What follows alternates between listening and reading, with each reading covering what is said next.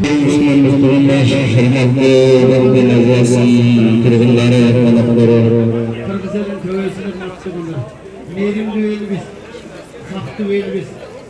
Gençlerin Türkiye Cezgireci'nde Atresiyasına azmazda soran sizde gençine savunması. Türkiye Cezgireci'nde sizlerden Demirgenizlerinin sizlerden yaşayan savunmazlarının 25.000 akışı dolar günlerden bunlardan başlıyor. 30.000 akışı dolarının India gacılarının birbirine 5.000 dolar akışı dolarına kaldı gelinizdir. Dört başına geldiğini görmekçi sizlerden kalımızdan görüşünce zardan verilmiştir. Hürmetli Müslümandır olanlar, kırmızı gençlik çayı çoğaltma başlattıklarımız. Bizler hiç kaçan kırmızı, hiç kaçan Müslümanlık bağımızı taştak etmeyiz. Elinizde hürmetli Müslümandır olanlar, sizlerden başkan dostlarından başkan savunuzda şükürlüğü öderzileceklerizdir.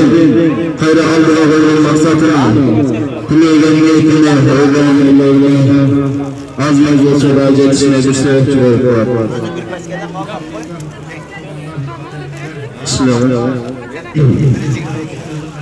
Hürmetli Müslüman dostlarlar, hürmetli Batman Ailesi'nin kurgunları, sanatkanatları, elimizde bu şükürdüğü cezgireceklerizde, Mevlüt'den gelişince zardan beriyle, hürmetli Müslüman dostlarlar,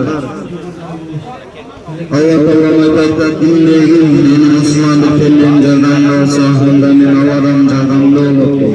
Elinizler sizlerin besliğinden son zarminin, bu şükürdüğü cezgirecekleyiz, İnce ülkesine varıp, İngilizliği atılırsa ülkesi, cezgireceğin ayıktan söz var, ben İngilizliği İngilizlerden atılırsa ülkesi, ben son için emez, son için işlemiyor. Elinizler sonun arkasından çırpayla, az vazgeçene uşun soğutma ukalayla.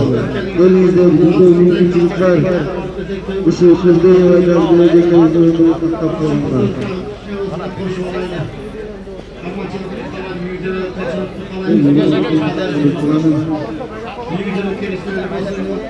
Hiç kamıyor. Berike versin, attı benden. Gelin güzel.